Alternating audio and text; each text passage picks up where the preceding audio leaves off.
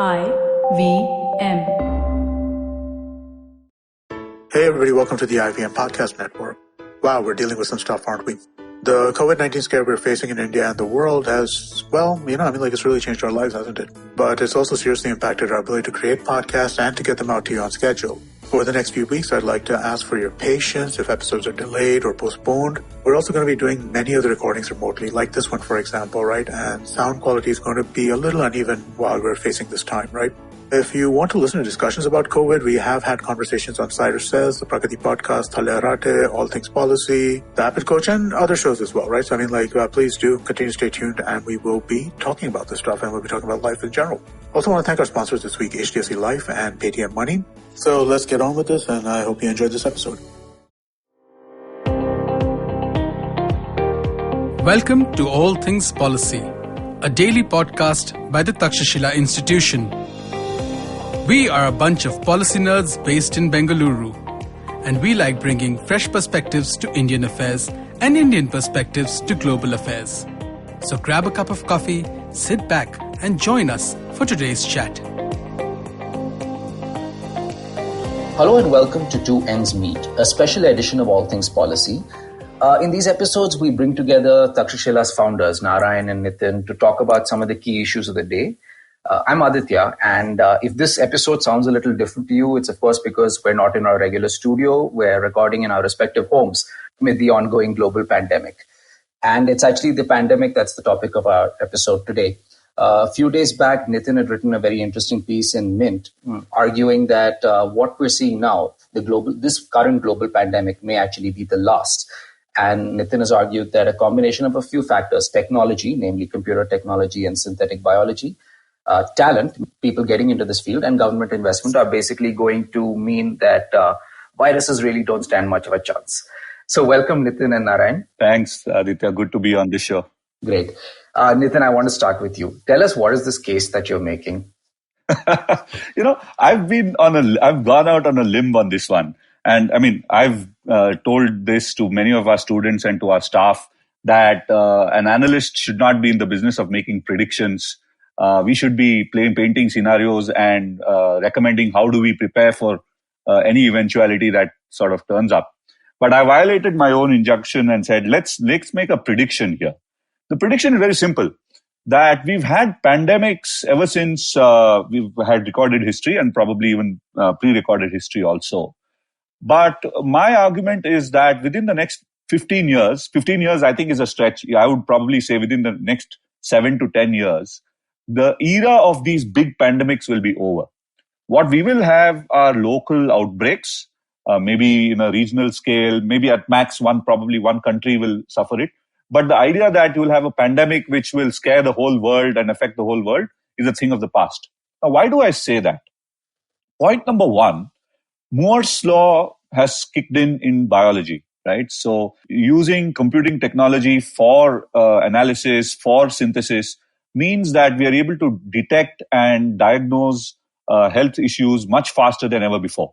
So if we have to sequence the viral genome, we can sequence the viral genome in a matter of hours now.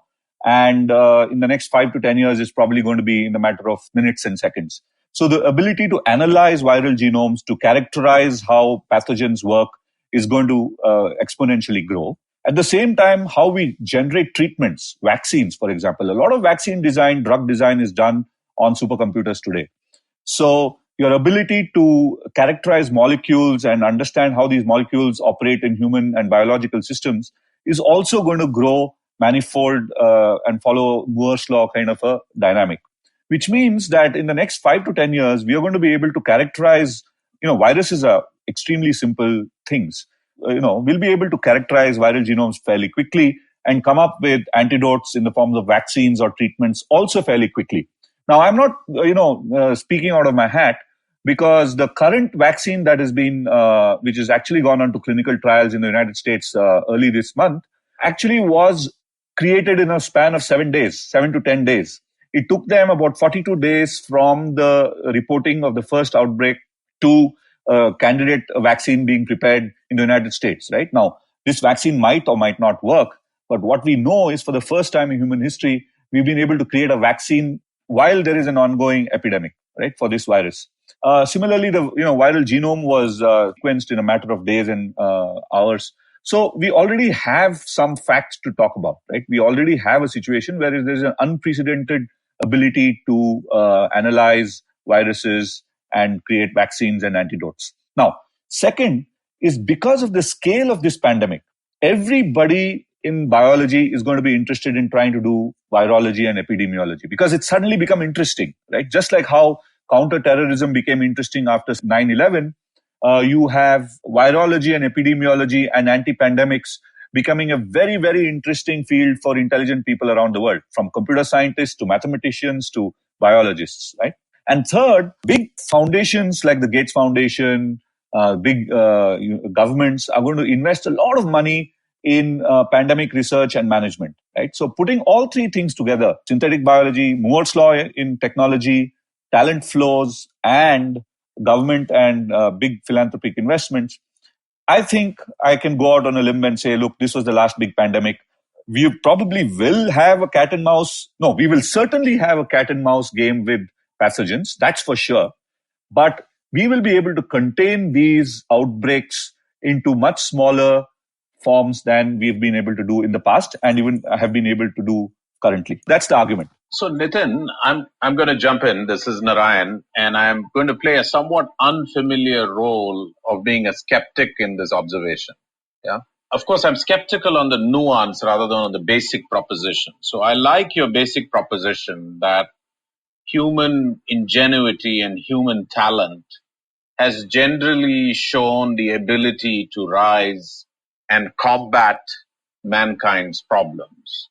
What I call the anti-Malthusian spirit and scientific temperament, particularly since the age of the Enlightenment, has shown itself capable of dealing with, of course it has created, the science itself has created enormous horrors like the nuclear bomb itself, but mankind has found ways of even deterring that horror. So I do think that the human ingenuity will, in some ways, rise to the occasion. But my counter argument to that would be, and it almost goes back to biblical times, if not earlier, that the four horsemen of the apocalypse in the New Testament, one of them was called pestilence, and not for no reason. Viruses have been around, a gazillion years more than humankind. And how they exist and how they change, mutate is a scientific word, is not fully still understood. And our ingenuity will perhaps get us to combat the last one almost perfectly, and the current one a lot better than any previous time we've done it. But that we will be able to stay completely ahead of it is not clear to me at this moment. Let me just illustrate that. So, for instance, everything you've said is already true. But if I just changed one thing, and if I said the rate of transmission, what scientists called R0, for this virus was not 3.5 or whatever we measure it today to be, but 10. And let me just change one other factor, that instead of human to human transmission by aerosol substance, it can actually be transmitted through the air. With just these two things, you could have had a pandemic of, when it's already of gargantuan proportions, it could have had an absolutely negative effect. And what the mutation is that might cause those two things and how you get to those mutations is completely unknown, at least in advance of the mutation happening. And so while I agree with you that ingenuity will create the ability to understand these things better, sequence the genome quickly. By the way, the genome was sequenced this time in a matter of 3 or 4 weeks compared to several months in the case of SARS. But we do stupid things like keep wet markets in China still open. So there's a human protocol problem. But in addition, even science, even at the new speed limit, may or may not be able to catch up with new and mutating small beings. Nitin. Yeah, see, I think that's a fair note of caution. But I think the reason for optimism is this: it's not like humanity has no experience in tackling viruses. I mean, the smallpox virus, for example, is extinct. What do they call it? We've eradicated smallpox. I think polio is under control. AIDS is under control. So, if you remember in the 80s, AIDS was supposed to be killing us, right? AIDS was supposed to kill all of us before we were going to be 25 years of age. But here we are, right? So there has been some amount of confidence that we've gained from being able to counter, viruses in the second half of the last century. But yeah, moving forward, here's interesting, right? See, the mutation thing is true. It's not that humanity has to be totally and massively in victory over the virus. All you need to do is to be one step ahead, if not keep in step, just be one step ahead. Now, one of the most interesting areas, and I've been spending some time reading up on this and researching this. I don't really have accurate information at this time, but artificial intelligence is being brought in the game, in the antivirus game. Because just as how you can predict the next change in a computer virus and install antivirus protocols onto your computer systems, you can also do that for viruses, right? So now this moves beyond just looking at the last virus and creating a vaccine for the last virus, but to be able to predict changes in the viral genome in the short term, 3 months, 6 months, 9 months, and then say, look, this is probably going to be the kind of new virus we're going to get, and let's protect against it. So I think the same process which works for Moore's law and this new process which comes in terms of artificial intelligence is going to be some kind of a game changer in this story. But let's put that technological predictionism aside and just look at something like counterterrorism as an analogy, right? Now, before 9/11, there was terrorism. I mean, we were suffering terrorism in India for a long time before 9/11. And we were talking to various countries, and, there was our sort of case against terrorism fell on deaf ears because nobody else seemed to suffer from it with the same kind of acuteness as we did. But the moment 9/11 happened and the United States was struck and the West was struck, there was a greater sense that this terrorism thing is an international problem, and everybody from Nauru to the United States have to do something to counter terrorism, right? And that kind of counterterrorism focus meant that, by the time it was 2005 and 6, Al-Qaeda had almost run its course. Bin Laden was caught a few years later. But, the kind of terrorism that we witnessed in the 90s and the early part of the 2000s was more or less finished by 2005 and 6. Now, does this mean terrorism has ended forever? I don't think so. But are the world's governments in a better position to tackle terrorism? I think yes, right? Protocols are this. Just give you a little number before you go on, Narayan. Before 9/11, the US government's expenditure on counterterrorism was about $16 billion a year, right? And I have no idea what they were doing with $16 billion a year. But the combined US government expenditure on counterterrorism jumped up to about $200 billion by 2010, $235 billion by 2010. It peaked at around 225. But if you look at the cumulative expenditure on counterterrorism from 2002 to 2017, 15-year period, it was about $2 trillion, right? And that's just the United States. So that's the kind of money that is, follows prioritization of a problem in the rich world. So now that the pandemic has hit the United States, China, and Europe, I think the amount of money which is going to go into this, the kind of attention which governments are going to pay in public health and surveillance and so on is going to be massive. So I expect, therefore, that we will be, probably half a step ahead of that virus. So, Nitin, interesting, and I like your sort of cross-reference to terrorism. So let's sort of go back and forth between the two, and I'll start with terrorism as well. So if 9/11 was a major marker in terrorism for the response that you speak about, and part of that came not only from the magnificent amount of money being thrown at the problem, but also because there was a coalition against terror that was particularly valid among the NATO countries and so on. So there was this very concerted, both human and technological and financial effort thrown against terrorism. If for a moment, and we can debate whether this is true or not, if we call 9/11 a terrorism pandemic, there were, and you may call these epidemics, there were obviously India's own 26/11 after that. And this is where maybe the metaphor breaks down. The entire rise and rise again before its eventual fall of ISIL that then became ISIS in the Levant and in larger areas than the Levant is debatable whether terrorism peaked 9/11. Now, it's true that the US and its allies combated terrorism massively after 9/11. And this time we have G2, both America and China, dramatically sort of at the center of this crisis. And therefore, you're going to get the top two countries in the world sort of going after this. But it doesn't seem to me that as a consequence, and even as terrorism itself demonstrates, that we can say whether we have shortened our distance from being 5 steps behind in the Spanish influenza of 1918 to half a step behind or half a step ahead.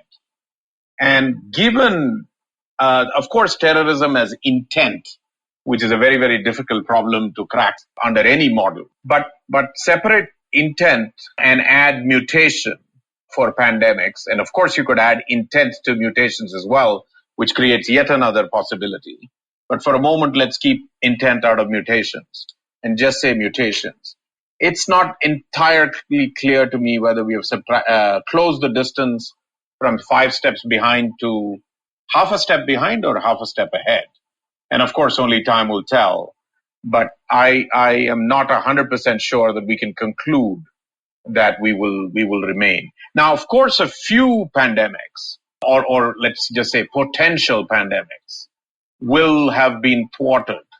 And debatably, maybe Ebola already was one such.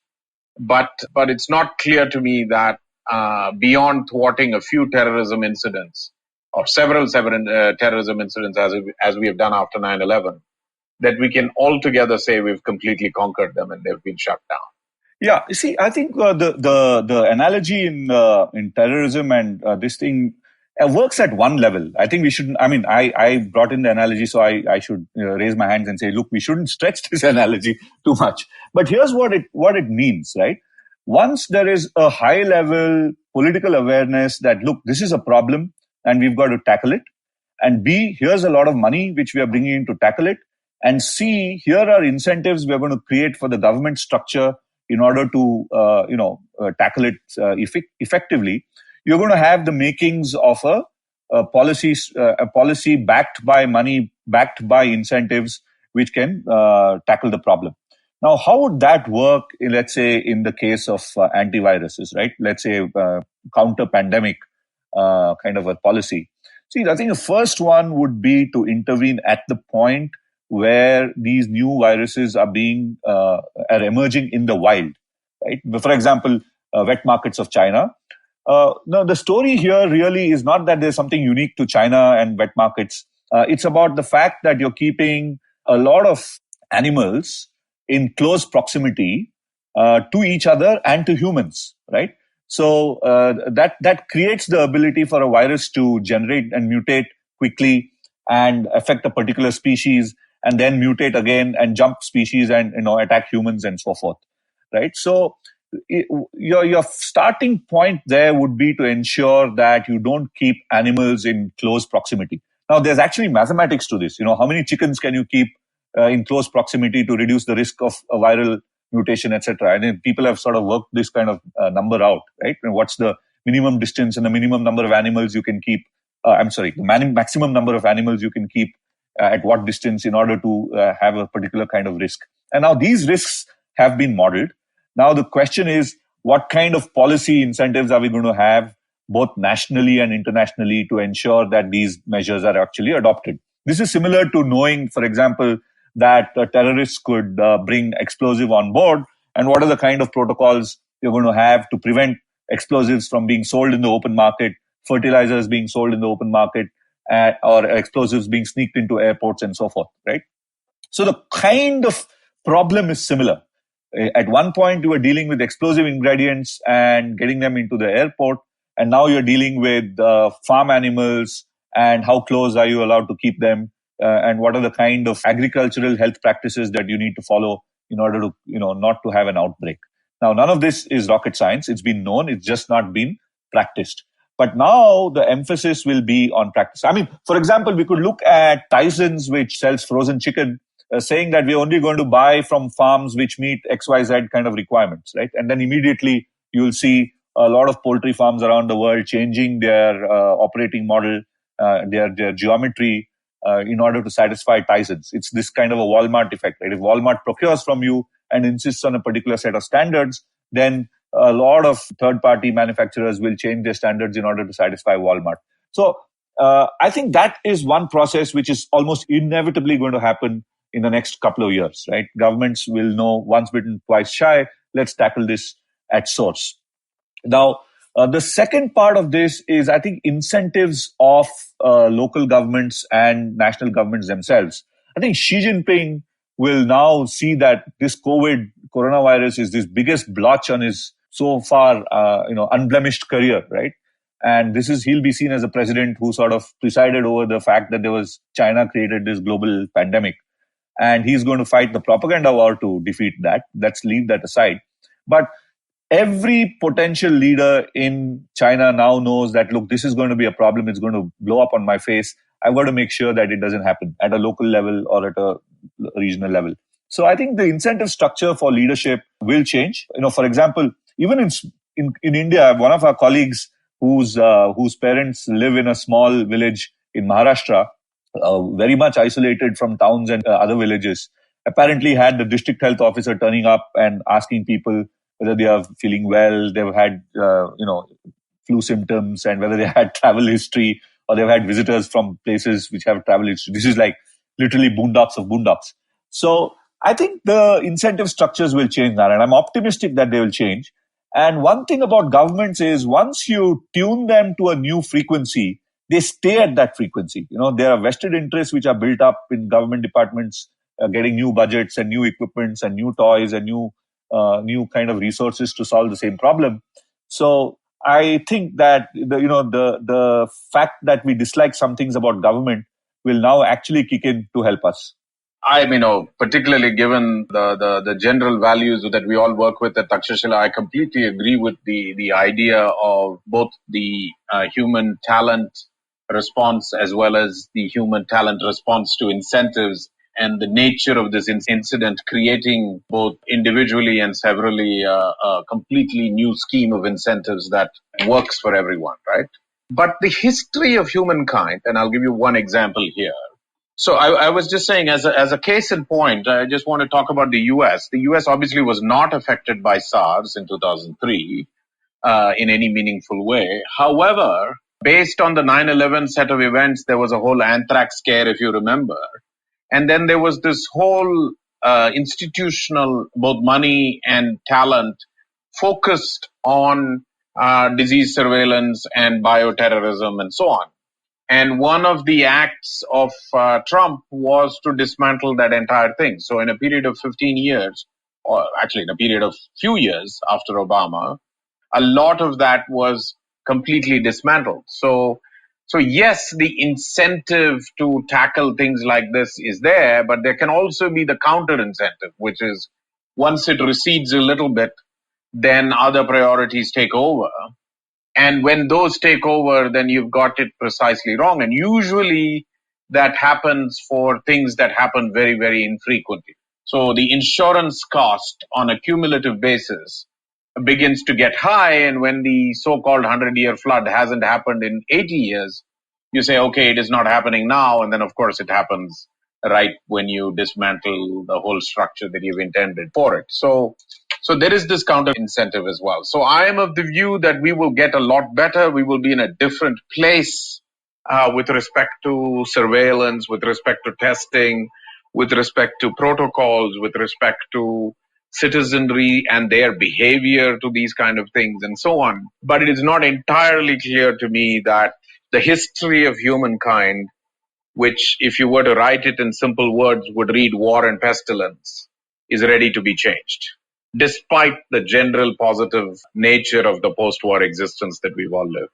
That's true. I think as I think Einstein is the guy who said in the context of nuclear war, this is in 1949 or something. He was in a conference and they were talking about nuclear strategy. And then somebody said to Einstein, why is it that you're not able to persuade these guys?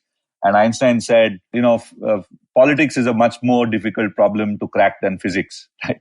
So I think there's no doubt about the fact that international politics, domestic politics, human affairs will certainly screw up regularly. And it's about how regular the screw ups are. But I think one good thing is the kind of tools that are available to humanity have improved dramatically over the last 150 years. Right? And that's another exponential thing. And the kind of tools that you have, therefore, allow you to contain and mitigate the damage of your own folly much faster and at a much lower cost.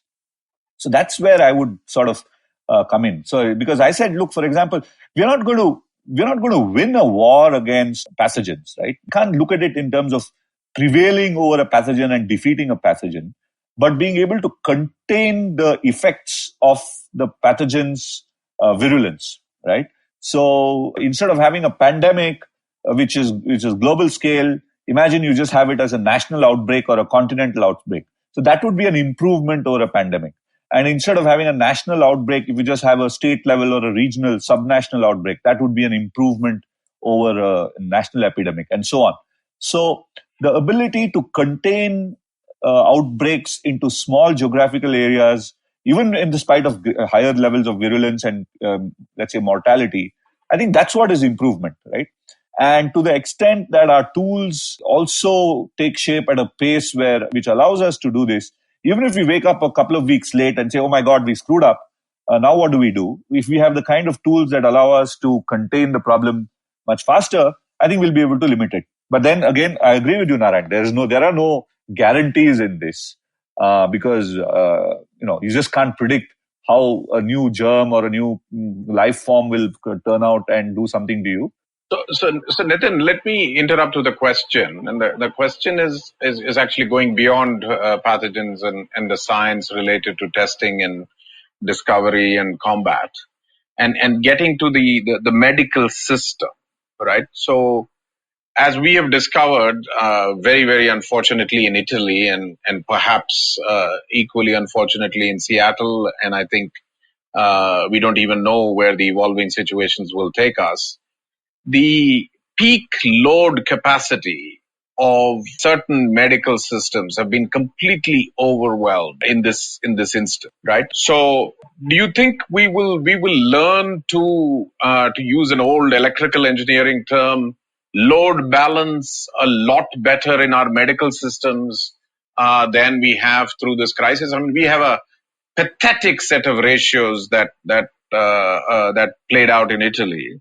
And God forbid if this thing makes its way in a serious way of community transmission in India, we will have unfortunately similar kind of requirement to availability ratios. Do you think load balancing will improve?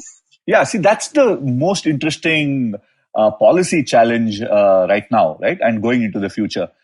Every country is going to be overwhelmed when there is a pandemic, right? And in our case, for example, even before COVID came along, the healthcare system was fighting a lot of new fevers which didn't have a cause.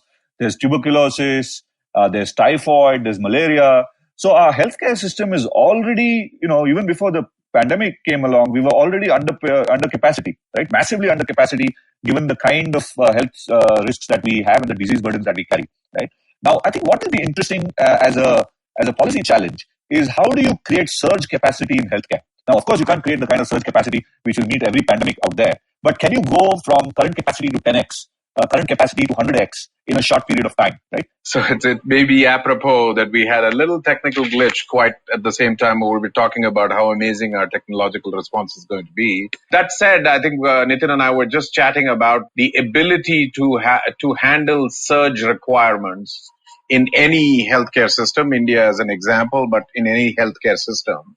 And I think in certain aspects of it, we are going to make tremendous progress. So, for instance, we were caught with our pants down on ventilators, and frankly, the technology in the world already exists to have relatively cheap home deliverable ventilators. Of course, it requires a little medical supervision, but it is entirely possible to create home level ventilator systems that can in some senses manage a lot of this rather than have to rely on only ICU bed. The advantage of home level ventilator systems is also that then using the reserve army or the army itself, you can create isolation points that are then de facto very fast response system, intensive care isolation units, if you will, where you're creating 10, 20, 30, 40,000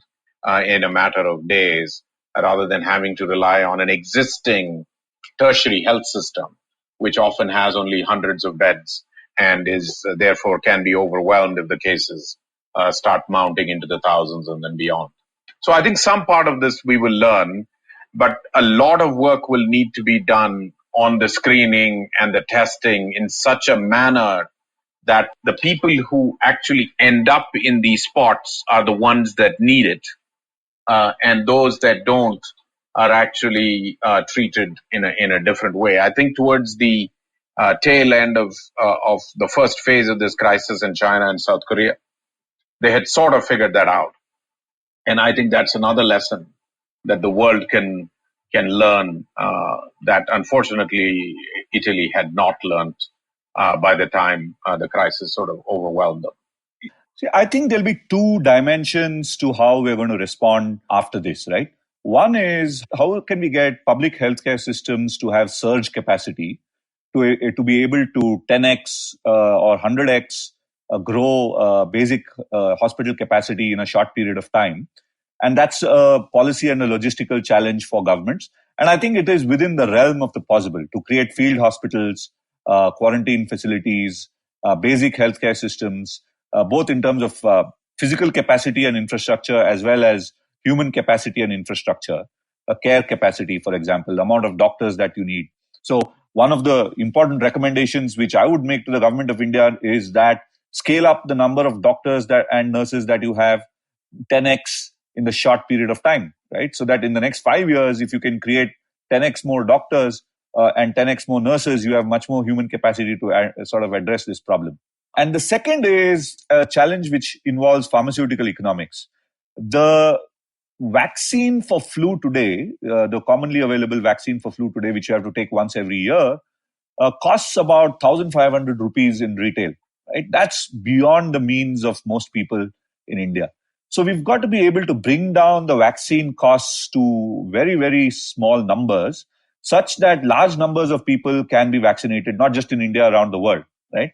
So vaccinating and immunizing people against known flus limits the kind of risks that are out there and which will spread.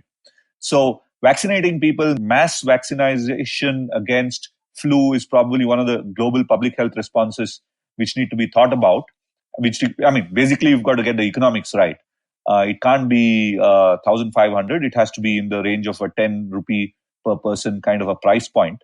I think there are technological challenges here in terms of synthesizing these vaccines, but if enough money is thrown at the problem, I think we will be able to reduce price points to something 10, 20 rupees in the next 5 years. And those are the two prongs which I think we'll have to be looking at.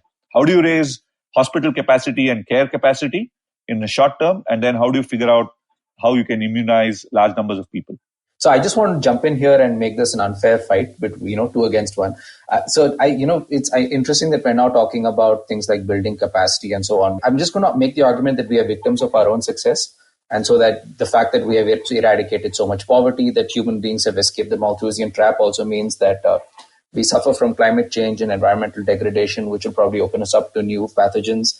Globalization will make viruses spread faster. And it's not just viruses, because we are in an arms race against bacteria and we're getting superbugs already. And we'll have to develop entire new classes of bacteria, basically, to stay ahead of the curve. Aren't those some countervailing factors? Aditya, international cooperation on common threats have three dimensions, right? Why do countries cooperate on certain threats and why not on the others? I think there are three important dimensions to this. One, is there an agent that is causing it? Is there a visible, as Narayan said, it's about intent. Is there an agent with an intent that is causing this? So, for example, Al-Qaeda blowing up buildings is different from climate change warming the seas, right? In the latter, there is no intent.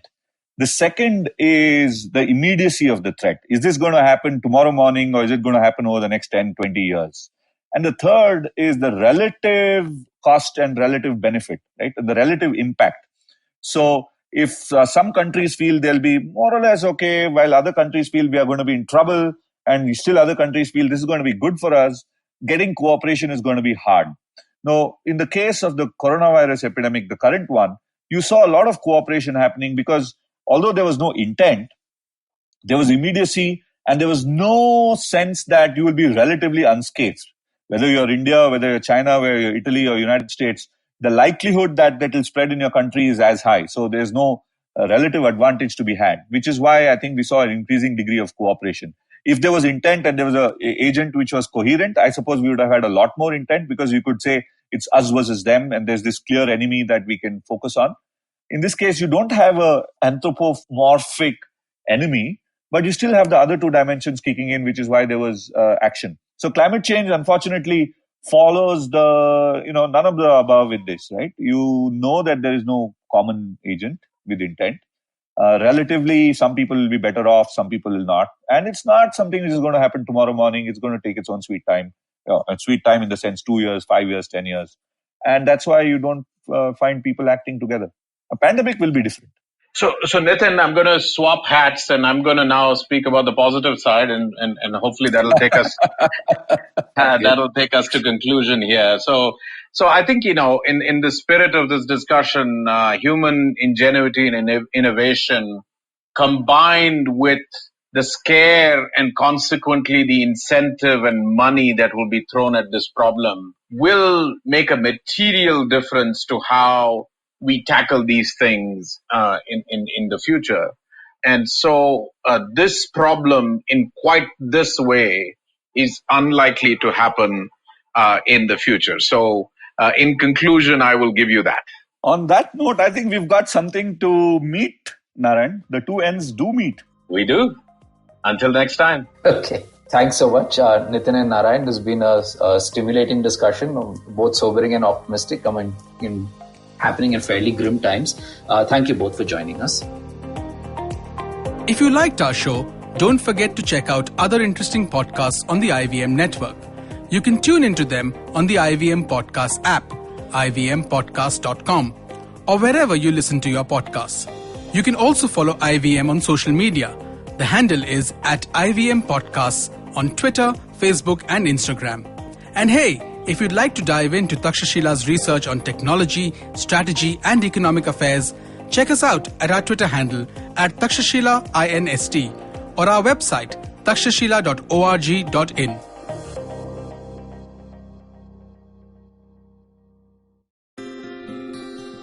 Welcome to Peak Planet, a new podcast where we delve into the fallouts of the growth path that we, and indeed much of the world, has chosen. Sustainable growth is the buzzword. Until we nail that down, we need to ensure that we keep our population healthy and also have the resources for our increasingly urban lifestyles. I'm Karthik Ganesan, a researcher at the Council on Energy, Environment and Water, a Delhi-based policy research institute where for almost a decade we've been trying to explain and change the use, reuse and misuse of our resources.